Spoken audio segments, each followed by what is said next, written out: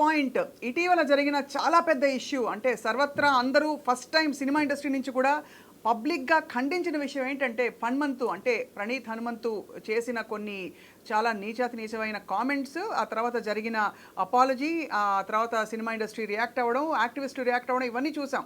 కానీ నిజానికి ఈ అసభ్యకర ప్రవర్తనకి పునాది వేసింది ఎవరు, ఎలాగా, ఎప్పుడు, వీటి గురించి మాట్లాడాల్సిన సమయం వచ్చింది. ఎందుకంటే ఇటువంటి ఒక దారుణమైన ట్రోలింగ్ అనొచ్చు, మీమ్స్ చేయడం అనొచ్చు, దానికి పాల్పడి to get away with it మన సొసైటీలో అంటే తండ్రి కూతుర్ల బంధానికి ఒక చాలా నీచమైన కామెంట్ పెట్టిన ఇతన్ని ఏం చేయాలి, శిక్షలు ఏం పడాలి, మళ్ళీ అటువంటి ప్రవర్తన లేకుండా మనం ఏం జాగ్రత్త పడవచ్చు, ఈ అంశంపై మరోసారి మనం మాట్లాడబోతున్నాం.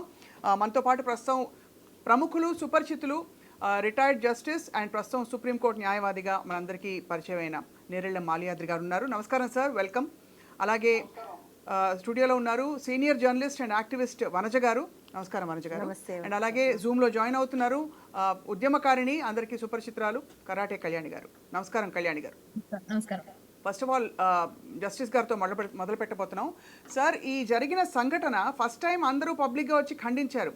కానీ ఒక మోతాదు అసభ్యకర ప్రవర్తనకి మనం ఎక్కడో తావు ఇచ్చి ఒక పునాది వేసి ఇదైతే చల్తా, ఇదైతే నాట్ చల్తా అని ఒక విభజన పెట్టినట్టు అనిపిస్తుంది. అంటే ఇతర విషయాలకి స్పందించకపోవడం, దీనికి అతిగా స్పందించడం అనేది. So first of all me comment ఏంటి సార్? మీరు ఆల్రెడీ దీని గురించి చాలా ఛానల్స్లో మాట్లాడారు. అమ్మా నమస్కారం అమ్మా, వేదికలో ఉన్న అందరికి కూడా నమస్కారాలు సార్. ముందుగా ఐ డ్రీమ్స్ కి నేను ప్రత్యేక కృతజ్ఞతలు తెలియజేస్తున్నాను. ఎందుకంటే ఇటువంటి మంచి సబ్జెక్ట్ మీద మీరు డిస్కషన్ పెట్టారు. సామాజిక మాధ్యమాల్లో చాలా మంది ఒక లిబర్టీ తీసుకొని అనేక నేరాలు, ఘోరాలు, అక్రమాలు చేస్తుంటే చిన్నారులపై సోషల్ ఇన్ఫ్లుయెన్సర్స్ ఎవరున్నారో వాళ్ళు కొన్ని ఖాతాల్ని అంటే యూట్యూబ్ ఖాతాల్ని సంపూర్ణంగా పిల్లలకి సంబంధించిన పోస్టులతోనే నడుపుతున్నారు. దానికి కారణం ఏంటంటే వాళ్ళ మీద చిన్నారుల మీద చిత్రాలు, వీడియోలు, లైక్లు, షేర్లు సంపాదించి డబ్బు సంపాదించాలని, పేరు సంపాదించాలని. దాంతోపాటు దీంట్లో ఏదో అన్నారు, డార్క్ కామెడీ. ఏమా డార్క్ కామెడీ అంటే సార్ దాని పేరు డార్క్ కామెడీ అంటారు, ఇంకోటి అంటారు. పేరు ఏదేమైనా కానీ పేరు ప్రఖ్యాతులు, డబ్బు సంపాదించాలనేది ఒక ఎత్తు అయితే, ఇక్కడ నాకు కనపడింది ఈ ఆన్లైన్ సామాజిక మాధ్యమాల్లో అంటే ఈ దాన్ని ఏమంటారు, జిత్తులు మారి నక్కలు ఉంటాయి, మేకవైన పులిలు ఉంటాయి, లేకపోతే కమ్మటి కబుర్లు చెప్పి మనల్ని ఏదో విధంగా హత్య చేస్తారనమాట, ఆర్థికంగా లేకపోతే సామాజికంగా. అటువంటి వాళ్ళు ఇక్కడ ఉన్నారేమనిపించింది. ఎందుకంటే బెల్ట్ తీయటం అనేది చాలా కామన్ చర్య, అందరూ ఎన్నో సందర్భాల్లో తీస్తుంటారు. ఆ సందర్భాన్ని దేనికో లింక్ చేసి దాన్ని ఒక కామెడీ, ఒక జోక్, నేనేదో ఆనందిస్తున్నాను మీరందరూ ఆనందించదని చేయటం అనేది దారుణం, అమానుషం, అక్రమం, చట్ట వ్యతిరేకం, ధర్మ వ్యతిరేకం, సామాజిక వ్యతిరేకం. ఈ సందర్భంగా ఇప్పుడు ఏదో నేను ఇప్పుడే అందిన వార్త ఏంటంటే క్రైమ్ నెంబర్ 18/2024గా రిజిస్టర్ చేశారు, అతన్ని అరెస్ట్ చేశారు, ట్రాన్సిట్ వారెంట్ తీసుకొని ఇక్కడ తీసుకొస్తున్నారు. సెక్షన్ 65B పెట్టారు.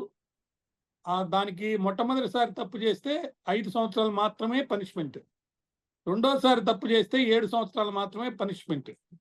అంటే అతి చిన్న సెక్షన్ పెట్టేసేసి అరెస్ట్ చేసి రెండు ప్రభుత్వాలు, అంటే ఇక్కడేమో కేసు పెట్టి అరెస్ట్ అయినా చేశారు, మరి ఆంధ్ర రాష్ట్రంలో ఏం చేస్తున్నారో తెలియదు, సెంటర్ ఏం చేస్తుందో కూడా తెలియదు, హోమ్ మినిస్టర్ ఏం చేస్తుందో కూడా తెలియదు. ఈ విధంగా ఒక చిన్న సెక్షన్ పెట్టేసి వదిలేస్తే ఇది ఒక లెసన్ గా కాదు. ఇది మొదటి తప్పు ఎట్లా అవుతుంది? ఇంతకుముందు ఎన్నో వీడియోలు చేశారు, కొన్ని వీడియోలు నేను చూశాను, ఎంత దారుణంగా ఉన్నాయంటే, అంతకు ముందు మనకు ఆ అవకాశం లేదు కాబట్టి చూడలేదు. ఇప్పుడు ఆయన చేసిన వీడియోలో ఒక అమ్మాయి టాటూ వేయించుకోవడానికి పోయి ఏదో చేస్తూ టాటూ అలా చేయబెట్టి చూపిస్తూ వేసేసాడు, భలే వేసేసాడు అని అన్న మాటల్ని మార్పింగ్ చేసి ఒక సెక్సువల్ అబ్యూజ్ కింద దాన్ని క్రియేట్ చేసి వీకిలి నవ్వులు అనమాట.